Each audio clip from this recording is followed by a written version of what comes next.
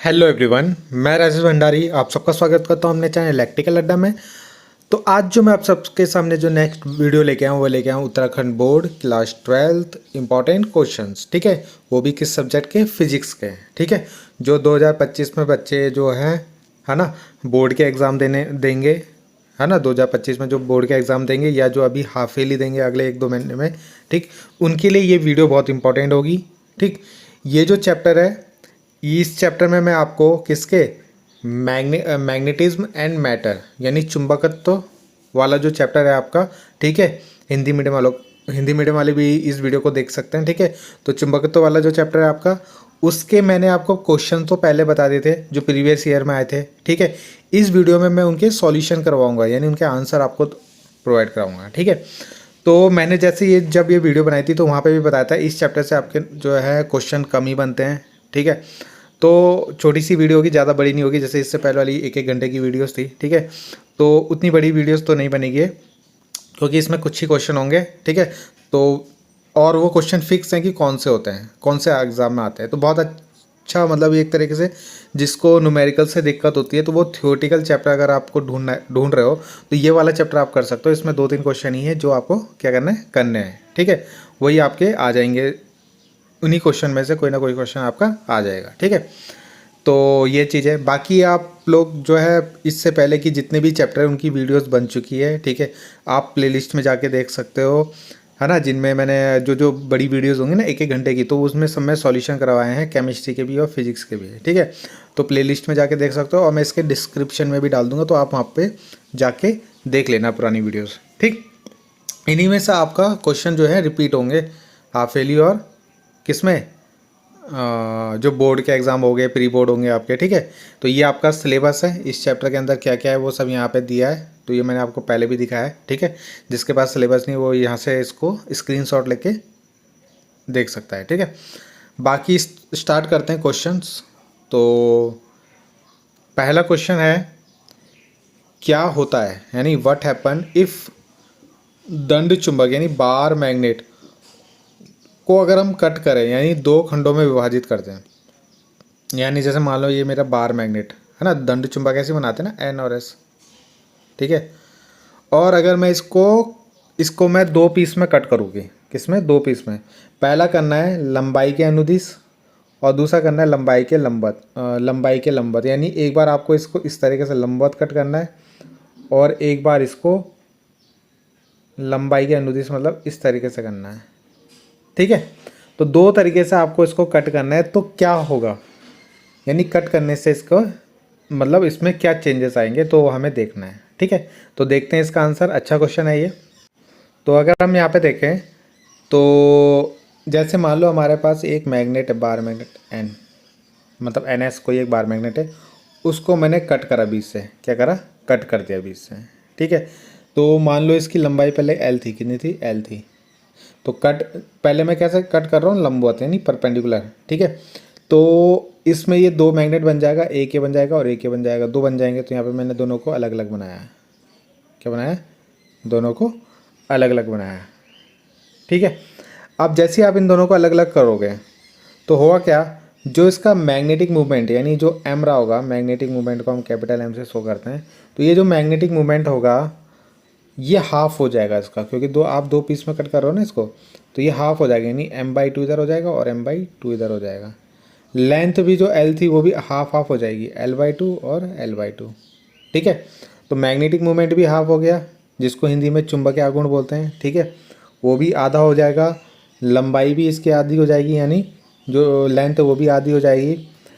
ठीक है, बट एक चीज़ इसकी सेम रहेगी, मैग्नेटिक स्ट्रेंथ क्या रहेगी?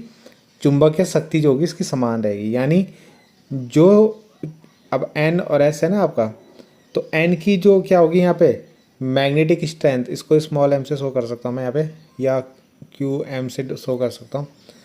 और यहाँ की जो क्या था आपका क्यू एम, ये दोनों सेम रहेंगे। जैसे ये 2 पीस में टूटेंगे ना, तो आपको बताया यहाँ पे भी एक माइनस आ जाएगा, माइनस क्यू एम, है ना। अगर ये प्लस है तो ये माइनस, और ये माइनस है तो यहाँ पे एक प्लस बन जाएगा।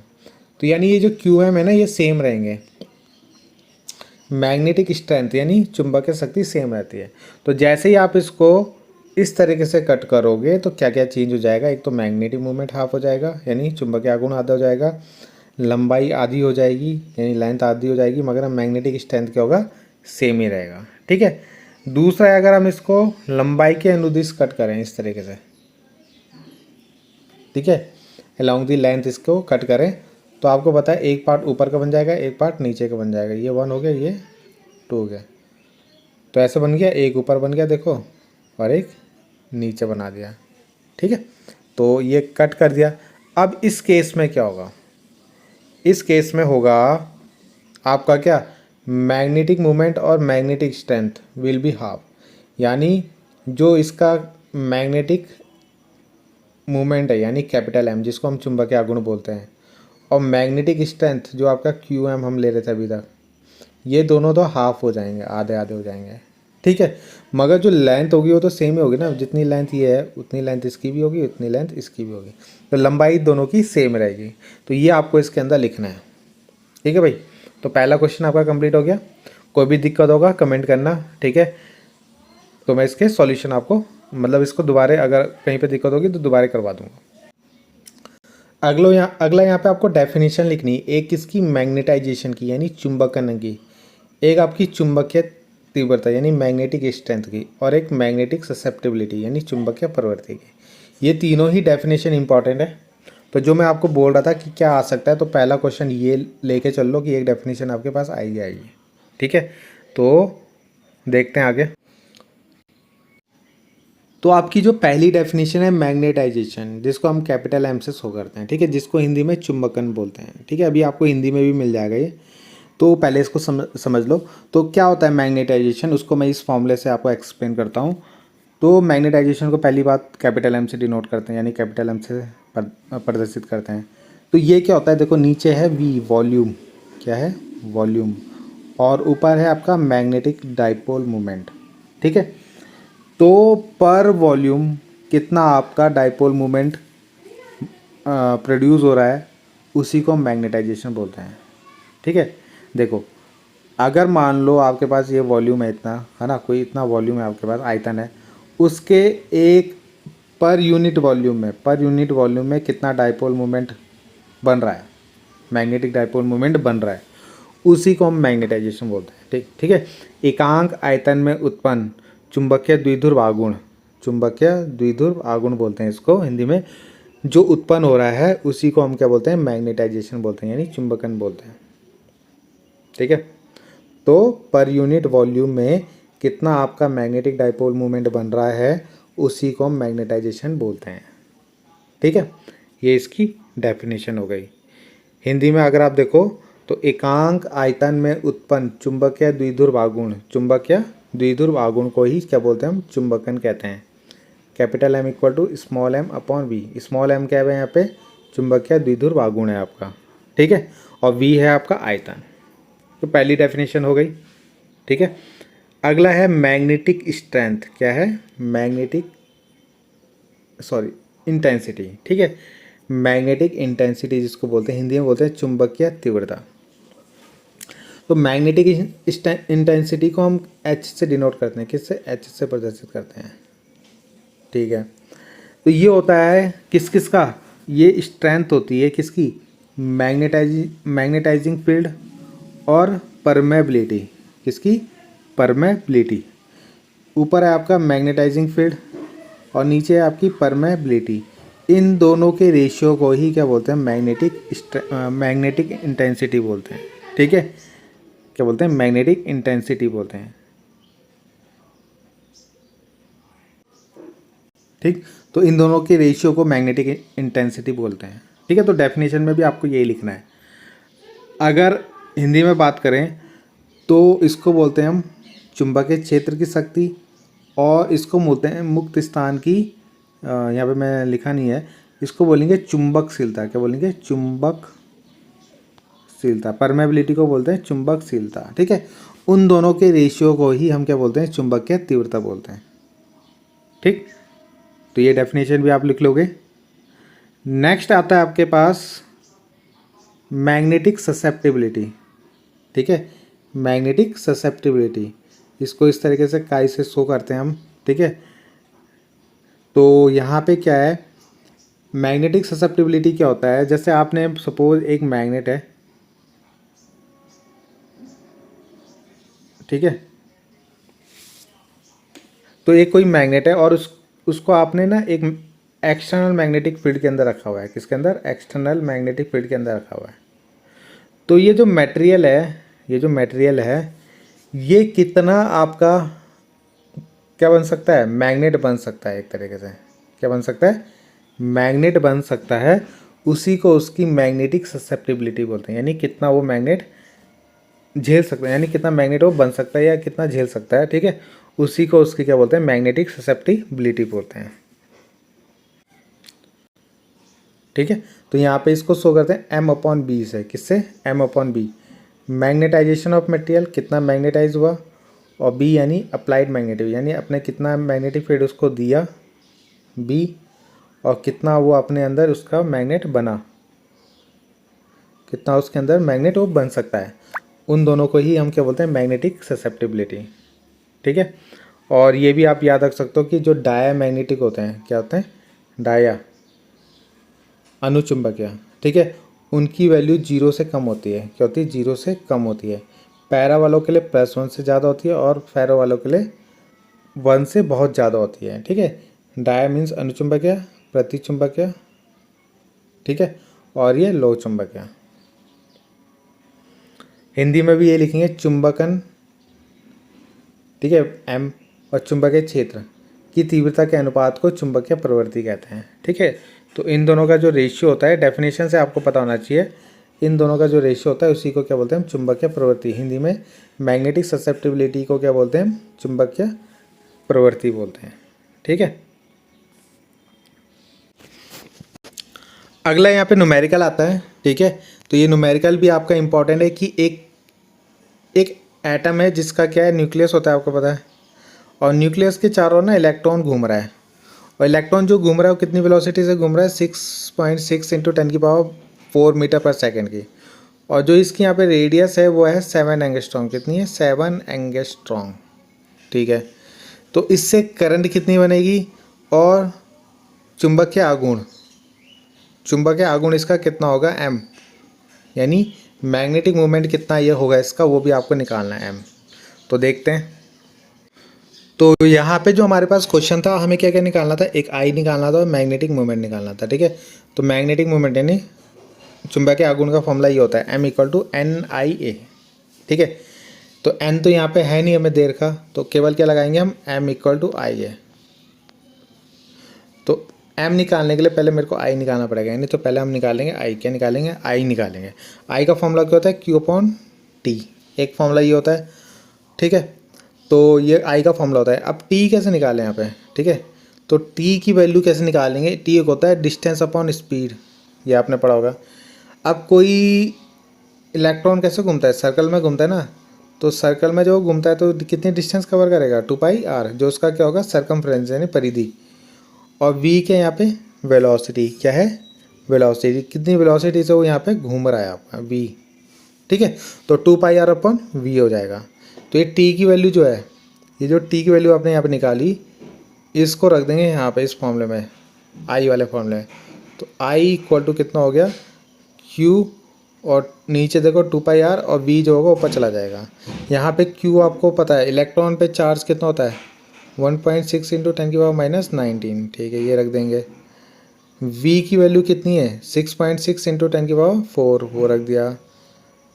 2π, 2 की वैल्यू रखो, पाई की वैल्यू रखो। r की वैल्यू कितनी है, देखो 0.7 × 10⁻10, ठीक है, ये वैल्यू रखी हमने पूरा। यहाँ पे इसको सॉल्व करेंगे, और सॉल्व करने के बाद इसकी जो करंट आएगी वो इतनी आ गई। पहला पार्ट हमारा हो गया करंट। सेकंड पार्ट में हमें M निकालना है, क्या निकालना है, M, और M का फॉर्मूला मैंने अभी बताया I × A होता है। I की वैल्यू जो ऊपर से आई वो रख देंगे। A कैसे निकालेंगे, तो आपका सर्कल है, सर्कल का क्षेत्रफल क्या होता है, πr², तो πr² लगाया, पाई की वैल्यू रख दी, r की वैल्यू कितनी है, 0.7, ठीक है, × 10⁻10, एंगस्ट्रॉम में दे रखा था ना। एंगस्ट्रॉम को मीटर में कैसे बदलते हैं, 10⁻10 से मल्टीप्लाई कर देते हैं, है ना, गुणा कर देते हैं। तो इसको सॉल्व करोगे ये आंसर आ जाएगा एम का। ठीक है, तो इस तरीके से आपका एम भी निकल गया। तो दोनों चीज़ हमने निकाल दिया। तो यहाँ पे अगर आपको कोई भी दिक्कत होगी तो कमेंट कर लेना, ठीक है, मैं उसको अगली वीडियो में सॉल्व करा दूँगा। अगला क्वेश्चन आता है कि कोबाल्ट और निकिल जो है वो कौन से वाले मटेरियल हैं इनमें से। तो लोह चुंबकीय पदार्थ यानी फेरोमैग्नेटिक मटेरियल। ठीक, तो इनको हम मैग्नेट भी बनाते हैं, तो इसलिए ये फेरोमैग्नेटिक मटेरियल होंगे। आपको इनके भी दो दो एग्जांपल याद रखने हैं। अभी मैं आपको आगे क्वेश्चन आएगा वहाँ पे इसको करवा दूँगा। बाकी ये क्वेश्चन मैंने आपको पिछली वीडियो में भी बताया था, तो आप वहाँ पे जाके देख सकते हो, जो इससे पहले वाली वीडियो बनाई थी मैंने। ठीक है, परमानेंट मैग्नेट और इलेक्ट्रोमैग्नेट से आप क्या समझते हो, उसके दो यूज़ बताने हैं। तो ये क्वेश्चन मैंने आपको पहले का करवा रखा है। अब देखते हैं ये क्वेश्चन कि एक क्या है, परिनालिका यानी कोई सोलेनॉइड है इस तरीके से, ठीक है, जिसकी आपेक्षिक चुंबकशीलता कितनी देर की है, 400 देर की है। ठीक है, परिनालिका के विद्युतीय रूप से पृथक फेरों में जो इसमें करंट हो रही है ना वो 2 एम्पियर, कितनी एम्पियर है, 2 एम्पियर करंट फ्लो हो रही है। इसकी प्रति 1 मीटर लंबाई में फेरों की संख्या, 1 मीटर में फेरों की संख्या कितनी है, 1000। अगर आप 1 मीटर डिस्टेंस लेते हो तो वहाँ पे कितने फेर हो जाएंगे, 1000 फेर हो जाएंगे। तो एच और बी की गणना कीजिए, एच निकालना और बी निकालना है। ठीक, तो देखते हैं। तो ये आपको आपेक्षिक चुंबकशीलता दे रखी थी म्यू आर 400, करंट दे रखी थी और एन दे रखा है। तो सबसे पहले आपको एच निकालना है। तो एच का फॉर्मूला तो सिंपल एन इंटू आई हो गया, एन इंटू आई। तो एन 1000 है और आई कितना है 2, तो इन दोनों की मल्टीप्लाई करो तो एच आ जाएगा। फिर आपको बी निकालना था, बी इक्वल टू होता है mu naught H. Mu naught की वैल्यू तो पता होगी ना आपको, 4 पाई इंटू 10⁻⁻7 है ना। तो ये वैल्यू होती है, वो रख दिया मैंने यहाँ पे। एच की वैल्यू अभी आपने ऊपर इससे निकाली तो वो रख दिया यहाँ पे। तो इन दोनों की मल्टीप्लाई करोगे तो कितना हो जाएगा, 4 2 8 रख देंगे और बाकी जितने भी जीरो है उनको प्लस इस देखो है ना, 4 2 8 हो गया और ये 3 जीरो जो बची इसकी उसको 7 में प्लस कर दिया तो कितना आएगा, माइनस का 4 बच जाएगा। तो 10⁻⁻4 आ गया इसका और 4 2 8 पाई आ गया। ठीक है, तो बस इतना सा क्वेश्चन था ये। अगला क्वेश्चन आता है कि चुंबकीय क्षेत्र रेखाएं क्या है, इनके दो गुण बताने हैं आपको, यानी मैग्नेटिक फील्ड लाइंस किसको बोलते हैं और उसकी कोई भी दो प्रॉपर्टी आपको लिखनी है। ठीक है, तो सबसे पहले हम देखते हैं कि मैग्नेटिक फील्ड होता क्या है। ठीक है, तो नाम से पता चल रहा है फील्ड, फील्ड मतलब एक तरीके से एरिया। जैसे आप बोलोगे कि ये मेरा फील्ड है, यानी जैसे आप बोलोगे ये मेरे घर ये मेरा फील्ड है, तो यानी जहाँ जहाँ तक आपकी बाउंड्री होगी है ना, वहाँ तक आपका फील्ड है, यानी इसके अंदर का आपका क्या है, ये फील्ड है। ठीक, तो ऐसे ही जो मैग्नेट होते हैं उनका भी अपना एक फील्ड होता है। क्या होता है, एक फील्ड होता है जहाँ तक उनकी क्या होंगी, मैग्नेटिक फील्ड लाइंस जारी होंगी। क्या होंगी, मैग्नेटिक फील्ड लाइंस जारी होगी। अगर वहाँ पे आप किसी ऑब्जेक्ट को लेके आते हो, ठीक है, किसी ऑब्जेक्ट को लेके आते हो तो वो उसको या तो अट्रैक्ट करेगा या उसको रिपेल करेगा। ठीक है, तो वो उसका क्या हो गया, मैग्नेटिक फील्ड हो गया, जहाँ तक आप किसी ऑब्जेक्ट को लाने पे उस पर फोर्स लग रहा होगा। तो वही मैंने यहाँ पे लिखा है, it is the region around the magnet, यानी मैग्नेट के around region where we are able to detect magnetic force of the magnet, magnetic force जहाँ पे हम उसका डिटेक्ट कर सकें। ठीक है, तो वो होता है आपका क्या क्या मैग्नेटिक फील्ड। ठीक है, चुंबकीय बल रेखाएं चुंबक के चारों ओर चलने वाली काल्पनिक रेखाएं हैं। ये रेखाएं चुंबकीय क्षेत्र को प्रदर्शित करते हैं और ये सारी क्या है, काल्पनिक रेखाएं हैं, यहाँ से इमेजिनरी लाइंस है जो कहाँ से निकलती है, मैग्नेट से निकलती है। ठीक है, और जो क्या दिखाती है, चुंबकीय क्षेत्र। यहाँ यही लाइन यहाँ तक जा रही ना, तो यहाँ तक इसका चुंबकीय क्षेत्र है, यानी मैग्नेटिक फील्ड है यहाँ तक। इसके बाहर कोई भी मैग्नेटिक फील्ड नहीं है। अब इसकी दो प्रॉपर्टी आपको लिखनी है जो मैग्नेटिक फील्ड लाइंस होती है। तो आपको पता है मैग्नेटिक फील्ड लाइंस कहाँ से कहाँ जाती है, एन है, एस है। तो मैग्नेटिक फील्ड हमेशा एन से कहाँ जाती है, एस की तरफ ऐसे। ठीक है, आपको इनकी प्रॉपर्टी लिखनी है, क्या लिखनी है, और एस से एन की तरफ आती है मैग्नेट, प्रॉपर्टी लिखनी है। तो पहली प्रॉपर्टी ये है कि कभी भी एक दूसरे को ये टच नहीं कर सकते।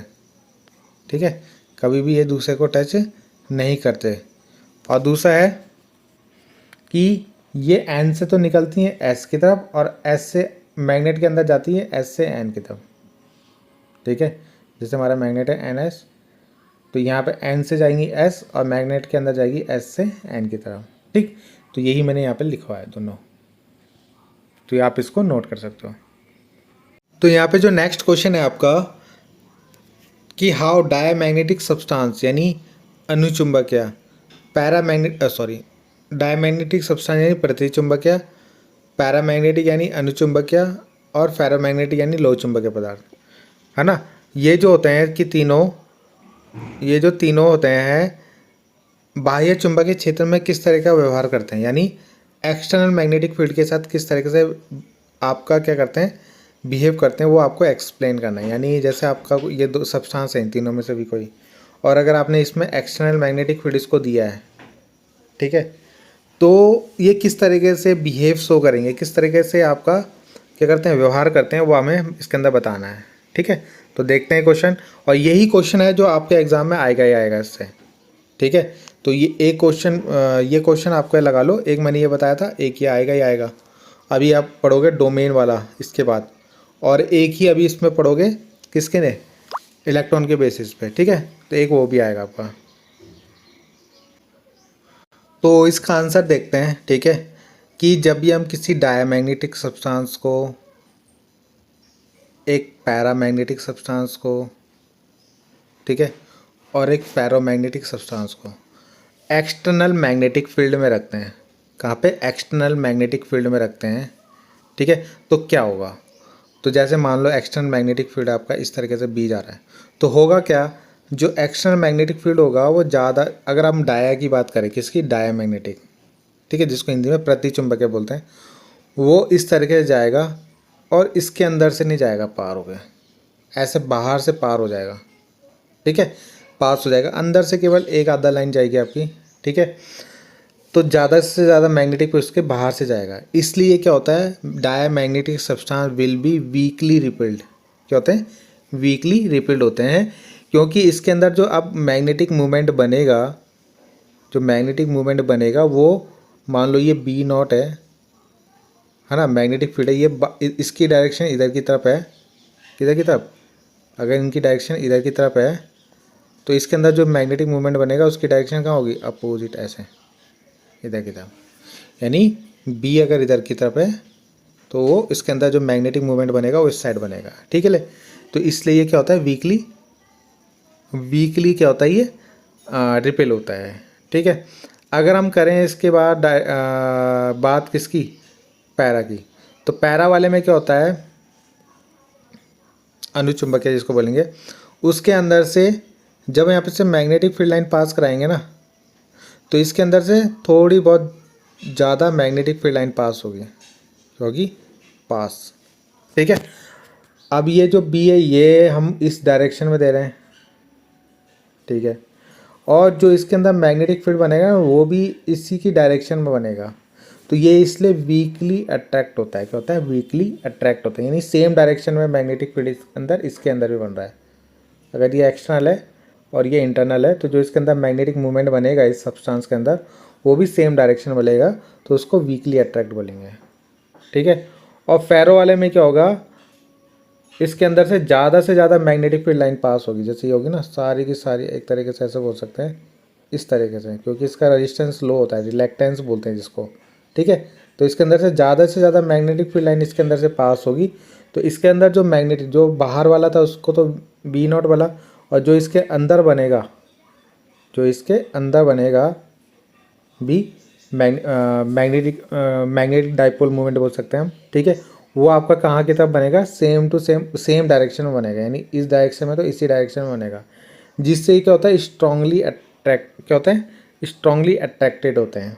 ठीक है, क्या होते हैं, स्ट्रांगली अट्रैक्टेड होते हैं। तो यही यहाँ पे लिखा हुआ है कि induce magnetic field in diamagnetic material align opposite, वहाँ पे अपोजिट अलाइन हो जाते थे। ठीक है, to the applied magnetic field. Para वाले में क्या होते हैं, पैरा और फेरो में सेम डायरेक्शन में, यानी जिस डायरेक्शन में आप मैग्नेटिक फील्ड दे रहे हो उसके अंदर जो मैग्नेटिक मूवमेंट होंगे, मैग्नेटिक डाइपोल मूवमेंट होंगे, वो भी सेम डायरेक्शन में हो जाएंगे। ठीक है, जिससे वो अट्रैक्टिव होते हैं, वो रिपल्सिव होता है। ठीक, अब इसको थोड़ा सा डिटेल में देखते हैं। ठीक, तो यहाँ पे आपको इसको हिंदी में मिल जाएगा, आपको हिंदी वाले में डायमैग्नेटिक सब्सटेंस यानी प्रतिचुंबकीय पदार्थ। तो इसके अंदर आपको जो मैंने अभी समझाया ना वही लिखा हुआ है यहाँ पे, ठीक है। आप यहाँ से स्टार्ट करोगे इसे, ठीक है।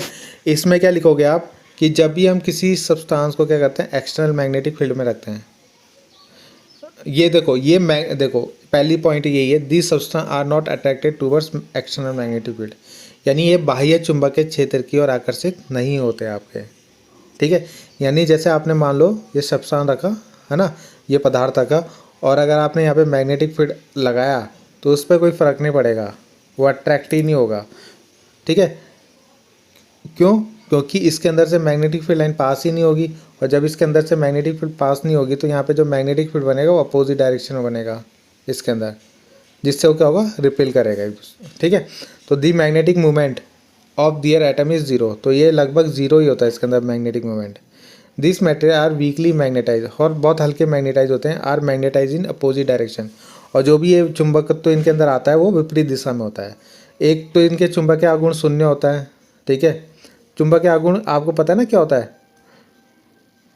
यानी इसके अंदर जो मैग्नेटिक फील्ड बनना है एक तरीके से, ठीक है, वो क्या होता है, जीरो होता है इसके अंदर, ठीक। एटम जो होता है ना, जो परमाणु होता है उनके अंदर चुंबकीय मतलब वो एक तरीके से चुंबकीय आघूर्ण की तरह काम करते हैं, ठीक है।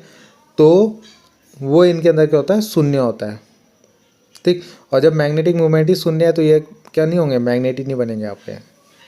तो ये कमज़ोर चुंबकित होते हैं, ठीक है, होंगे भी तो, क्यों मैंने बताया था थोड़ी बहुत इसके अंदर से मैग्नेटिक फील्ड लाइन जाती है, तो उसके कारण ये चुंबकित होते हैं, वो भी कहाँ, विपरीत दिशा में होते हैं, ठीक है। तो यही यहाँ पे लिखा हुआ है कि these material are weakly magnetize and magnetize in opposite direction to the external magnetic field, ठीक है। और इनकी मैग्नेटिक जो मैग्नेटिक टेंडेंसी यानी मैग्नेट बनने की टेंडेंसी होती है, यानी मैग्नेट बनने की जो क्षमता है, या तो जीरो होगी या नेगेटिव होगी, यानी ये जो मैग्नेट नहीं बनते हैं, यानी इनके अंदर ना तो ये इनके बनने की जो है वो जीरो है ना, या नेगेटिव में है, ठीक। तो ये यहाँ पे इंग्लिश में आपको हिंदी में भी मिल जाएगा। इसके बाद पैरामैग्नेटिक भी मैंने इसके पैरामैग्नेटिक देखो, पैरामैग्नेटिक के अंदर क्या आएगा, पैरामैग्नेटिक होंगे आपके क्या, जैसे अभी मैंने बताया था कि अगर आपका सब्सटेंस है कोई, ठीक है, क्या है, कोई सब्सटेंस है इस तरीके से, ठीक, और उसके अंदर से थोड़ी बहुत मैग्नेटिक फील्ड लाइन की हो रही है, पास हो रही है, बाकी तो बाहर से जाएंगी, तो ये भी क्या हो जाएगा, अट्रैक्ट होगा, क्या होगा, अट्रैक्ट, वो रिपेल हो रहा था, क्योंकि इसके अंदर जो मैग्नेटिक फील्ड बनेगा यानी डाइपोल मूवमेंट बनेगा वो भी सेम डायरेक्शन में बनेगा, जिस साइड आपका एक्सटर्नल मैग्नेटिक फील्ड जा रहा है उसी डायरेक्शन में बनेगा इसके अंदर मैग्नेटिक मूवमेंट, ठीक है। तो इसका एग्जांपल है AlO2, है ना, ये सब किसके एग्जांपल है, पैरामैग्नेटिक।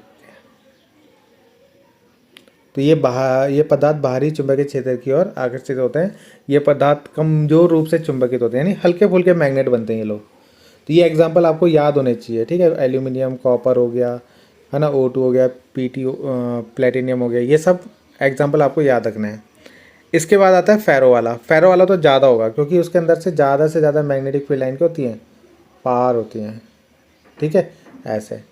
और इसके अंदर जो मैग्नेटिक मूवमेंट बनेगा वो सेम डायरेक्शन में बनेगा, कहाँ बनेगा, इधर ही बनेगा मैग्नेटिक मूवमेंट, और एक्सटर्नल मैग्नेटिक फील्ड भी इधर है, तो दोनों सेम डायरेक्शन में बनेंगे, तो इसलिए क्या होता है, स्ट्रांगली क्या होते हैं, मैग्नेट बनते हैं, ठीक है।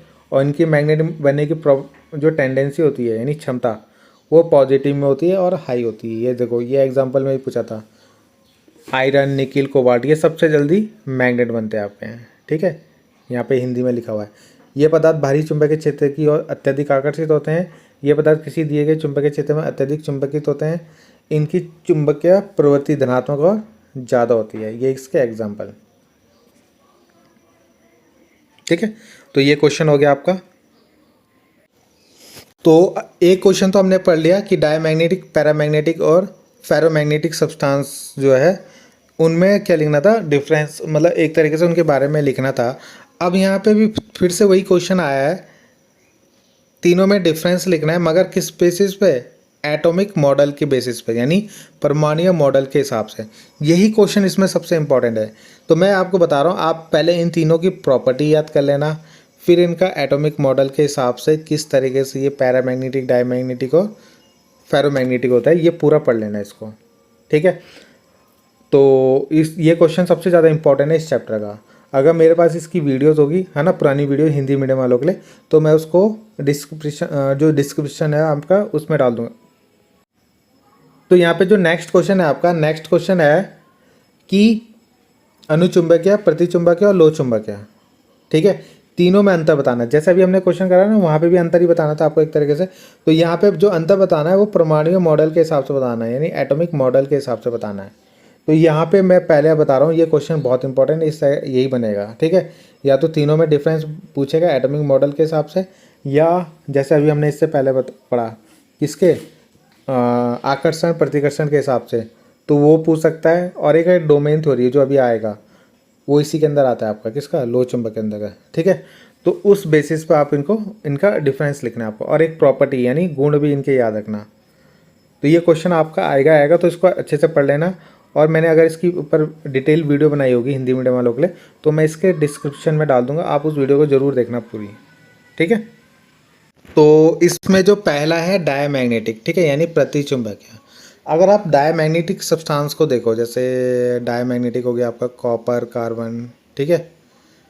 तो ऊपर वाले में मैंने कॉपर शायद इसमें बता देता, तो उसको सही कर लेना एक मिनट, ठीक है। तो कॉपर का एग्जांपल देखो, कॉपर जो है डायमैग्नेटिक सब्सटेंस के अंदर आएगा। तो इसके अंदर ना क्या होता है, अनपेयर्ड इलेक्ट्रॉन पाए जाते हैं, सॉरी, सारे के सारे पेयर्ड इलेक्ट्रॉन पाए जाते हैं। क्या पाए जाते हैं, पेयर्ड मतलब युग्मित। अगर आप इसका देखोगे तो 3D10 होता है, इसमें कितना होता है, 10। तो डी में मतलब 10 के 10 इलेक्ट्रॉन है, और 10 के 10 इलेक्ट्रॉन जब है तो यहाँ पे कोई भी इलेक्ट्रॉन फ्री नहीं है। जैसे ऑर्बिट होती है ना, तो ऑर्बिट के अंदर एक ऑर्बिट में 2 इलेक्ट्रॉन होते हैं, ठीक।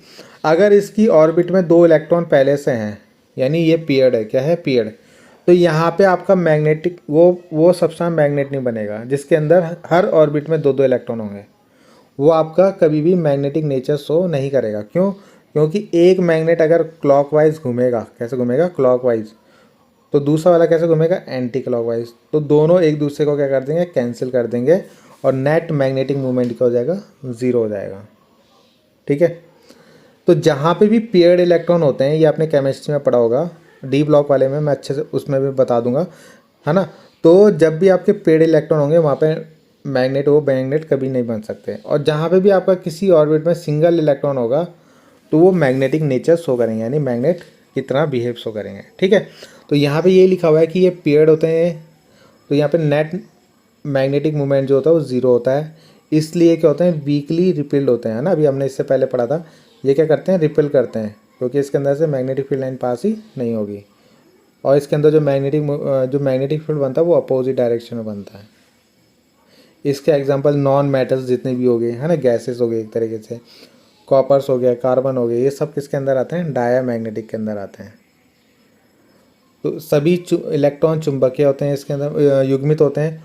तो इसमें कोई भी आपका क्या होता है, मैग्नेटिक चुंबकीय आघूर्ण नहीं बनता है इसके अंदर, है ना।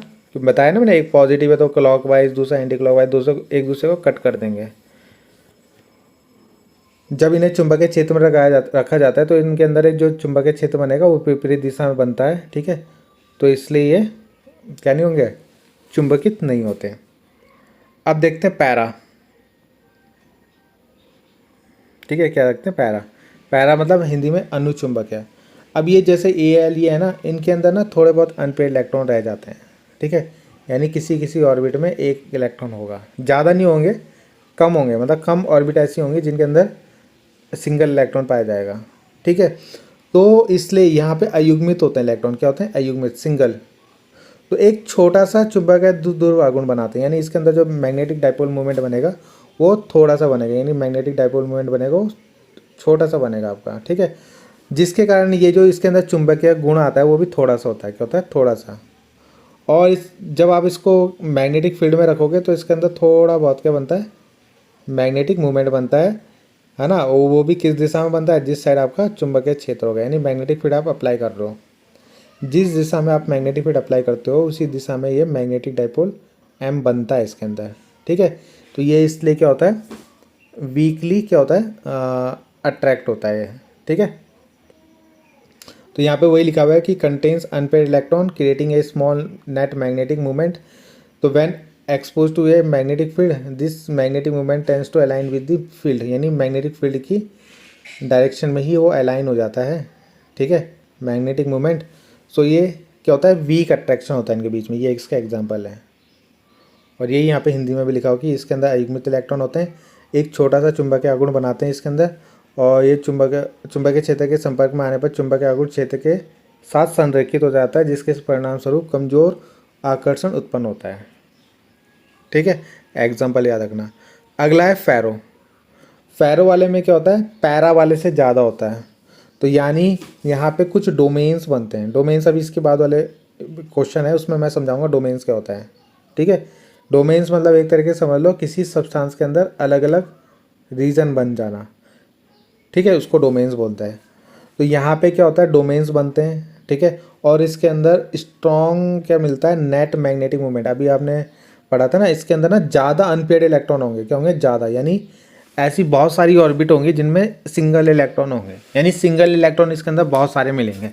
तो इसलिए ये ज़्यादा फेरोमैग्नेटिक होंगे, क्योंकि ज़्यादा इलेक्ट्रॉन घूमेंगे, ज़्यादा इलेक्ट्रॉन घूमेंगे तो ये मैग्नेटिक मूवमेंट जो होंगे वो ज़्यादा बनाएंगे, ठीक है। तो पहले आपको ये लिखना है कि possesses region called domains where electron spin are align parallel, है ना, creating a strong magnetic movement. तो ये क्या करते हैं, स्ट्रॉन्ग नेट मैग्नेटिक मूवमेंट यहाँ पे प्रोड्यूस करते हैं।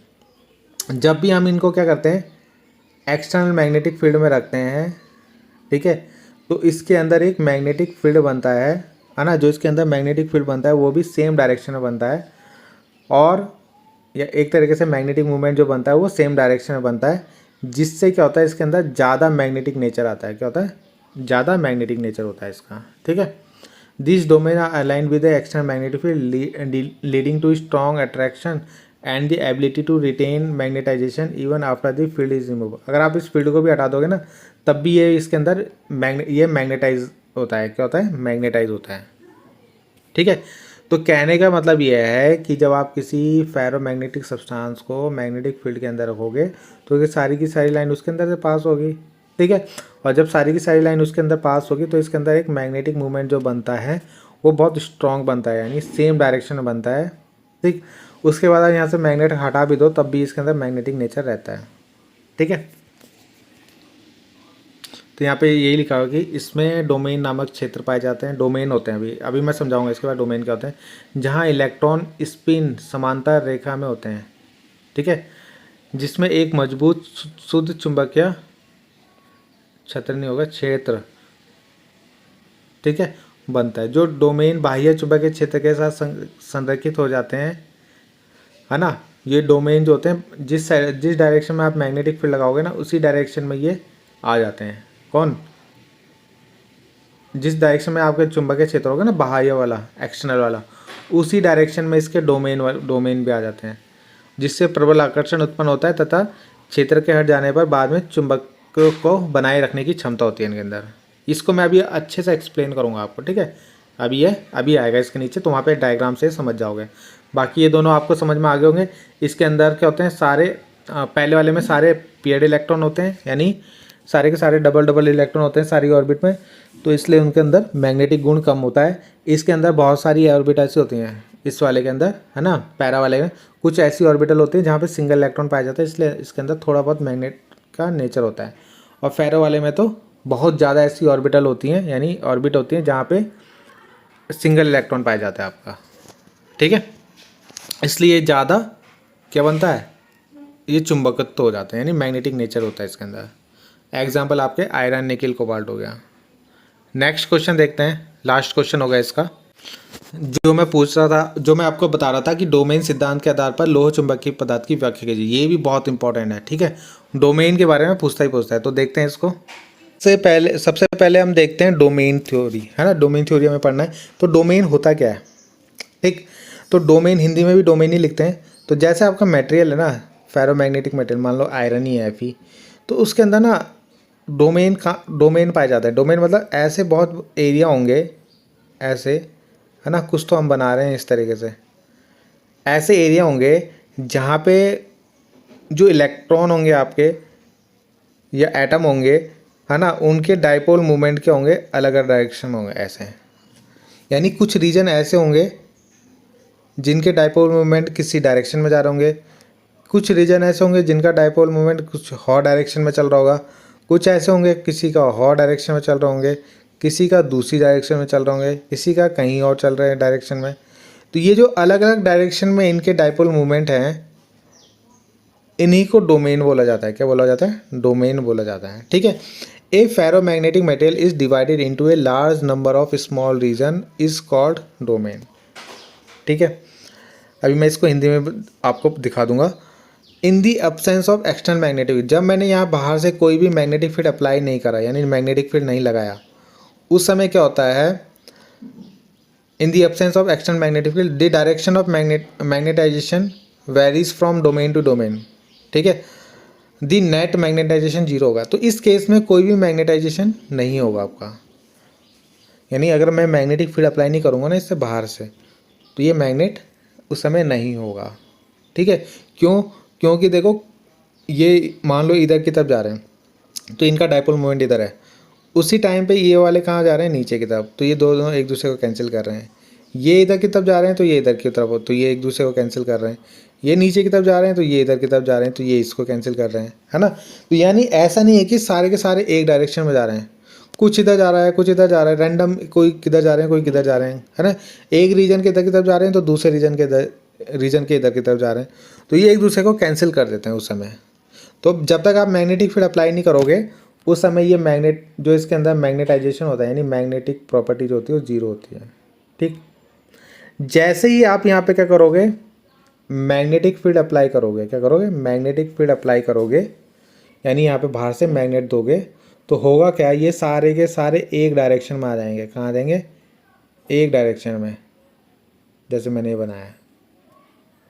तब इनके अंदर मैग्नेटिक प्रॉपर्टी आती है। ठीक है। Presence of external magnetic field. जैसे आपने यहाँ पे मैग्नेटिक फील्ड लगाया ना, ये सारे के सारे एक डायरेक्शन में आते हैं, और जब ये सारे के सारे एक डायरेक्शन में आ गए और मैग्नेटिक फील्ड उसी डायरेक्शन में है, तो ये इनके अंदर अट्रैक्शन प्रॉपर्टी आ जाती है। ठीक है। तो यही यहाँ पे लिखा हुआ है, when external magnetic field is applied the magnetic dipole moment align themselves in the direction of applied field and ferromagnetic material get magnetize, और वो मैग्नेटाइज हो जाते हैं, है ना। मैग्नेटिक फील्ड लगाने पे उसी डायरेक्शन में आ जाते हैं और वो मैग्नेटाइज हो जाते हैं in the direction of applied magnetic field की डायरेक्शन में। डोमेन्स दैट आर पैरेलल और nearly parallel to the field grow in size. जैसे जैसे डोमेन जो होते हैं, जो डोमेन आपस में पैरेलल होंगे, ठीक है, और मैग्नेटिक फील्ड के कारण क्या होते हैं? वो ग्रो होते रहते हैं। ठीक है। जैसे मान लो ये थे ना,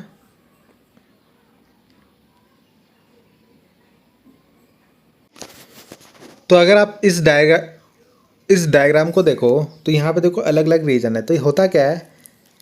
तो जैसे ही आप एक्सटर्नल मैग्नेटिक फील्ड अप्लाई करोगे तो जो डाइपोल लगभग सेम डायरेक्शन में होंगे या लगभग सेम डायरेक्शन में होंगे, वो वाले रीजन बढ़ने लग जाते हैं। देखो मान लो ये दोनों लगभग सेम डायरेक्शन में है ना, इधर जा रहा है और एक दो इधर जा रहे हैं, तो ये लगभग सेम है, तो ये वाला रीजन क्या हो जाएगा? बढ़ जाएगा। जैसे ये वाला और ये वाला मिला के उन्होंने एक बना दिया। ठीक है। एक बार दोबारा देख लो,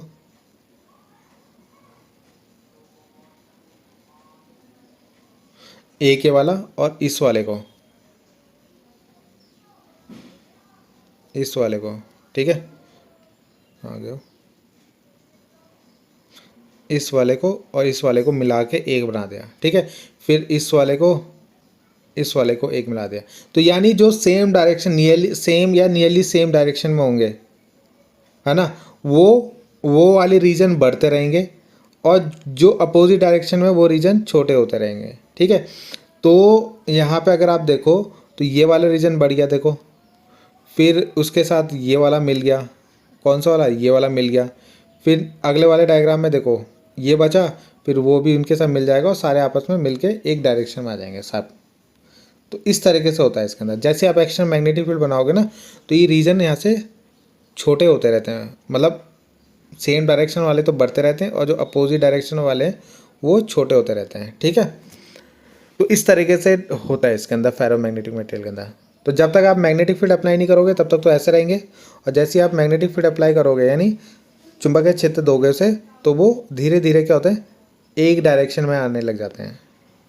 ठीक है, तो यही आपकी डोमेन थ्योरी है। ठीक, तो ये डायग्राम याद रखना इस वाले को और इस वाले को, ये बना लेना इस वाले के अंदर। ठीक है, नेक्स्ट हिंदी में देखते हैं इसको। इसमें कि लोह चुंबकीय पदार्थ अनेक छोटे छोटे क्या होते हैं, क्षेत्रों से बने होते हैं। ठीक है, तो जिन्हें हम डोमेन कहते हैं। ये जो छोटे छोटे क्षेत्र दिख रहे हैं आपको, इन्हीं को हम डोमेन बोलते हैं। चुंबकीय क्षेत्र की अनुपस्थिति यानी जब हमारा चुंबकीय क्षेत्र जीरो होता है, ठीक है, तो ये विभिन्न दिशाओं में बिखरे होते हैं। देखो कुछ इधर, है ना। तो कुल चुंबकीय क्षेत्र, कुल चुंबकत्व क्या होगा इसके अंदर, जीरो होगा। जैसे हम यहाँ से बाहर से इसके अंदर क्या लगाएंगे, मैग्नेटिक फील्ड लगाएंगे। जैसे बाहर से हम यहाँ पे चुंबकीय क्षेत्र लगाएंगे तो क्षेत्र के समांतर वाले डोमेन जो का आकार बढ़ने लग जाता है, यानी जो सेम डायरेक्शन वाले होंगे, जैसे मान लो पहले ऐसे था, जो सेम डायरेक्शन वाले होंगे, जैसे ये है ना, पहले ये दोनों थे, ये दोनों मिलके एक बन गए। ठीक है, फिर ऐसे ही ये और ये मिलके एक बन गए। इसका डायग्राम वही बना लेना जो मैंने अभी पहले बताया आपको। ठीक है, अभी जो थोड़ी देर पहले समझाया वही वाला डायग्राम बना लेना। तो जो सेम डायरेक्शन वाले होंगे वो तो बढ़ जाएंगे, है ना, वो टूट के एक बन जाएंगे। ये जो है वॉल बोलते हैं इनको, वॉल, तो ये टूट जाती हैं, है ना। जैसे ये मान लो ये है और एक है, इसमें इधर की तरफ था और इसमें इधर की तरफ, तो ये लगभग सेम डायरेक्शन में, तो ये वॉल यहाँ से बीच से टूट जाएगी और ये पूरा एक बन जाएगा। ठीक है, तो इस तरीके से उसके अंदर चलता रहता है। मैग्नेटिक फील्ड बढ़ाते रहो, ये जो दीवारें ना टूटती रहेंगी। जैसे आप ये मैग्नेटिक फील्ड बढ़ाते रहोगे ना, ये दीवारें क्या होंगी, टूटती रहेंगी, और सारे के सारे तब एक डायरेक्शन में आ जाते हैं, एक दिशा में आ जाते हैं। ठीक है, तो यही होता है इसके अंदर, तो इतना आपको याद रखना है। ठीक है, तो इतने ही क्वेश्चन थे आपके इसमें जो पुराने क्वेश्चन जो है प्रीवियस ईयर में आए हैं। तो यहाँ पे आपको दिख रहा होगा कि 2-3 क्वेश्चन ही है। एक तो ये मैग्नेटिक मटेरियल, लो चुंबकीय पदार्थ, अनुचुंबकीय पदार्थ और प्रतिचुंबकीय पदार्थ, यानी फेरो डाई और पैरा, इन तीनों के बारे में आपको पढ़ना है। एक तो इनमें डिफरेंस पढ़ना है, प्रॉपर्टीज़ पढ़नी है, और एटॉमिक मॉडल के हिसाब से आपको इसमें डिफरेंस याद रखना है। ठीक है, डोमेन थ्योरी याद रखनी है। तो ये आप इसमें पढ़ लेना बेस्ट, इसमें सबसे ज़्यादा इंपॉर्टेंट क्वेश्चन यही है। ठीक है, तो आप लोग ज़रूर कमेंट करना कि आपको ये वीडियो कैसी लगी। ठीक है, और कैसे कैसे क्वेश्चन अब आपको आगे और क्या क्या इसमें क्या क्या चाहिए, आपको चाहिए कोई चैप्टर अगर आपका ऐसा है जिसमें आपको दिक्कत है तो आप उसको भी पूछ सकते हो। तो मिलते हैं नेक्स्ट वीडियो में। Thank you.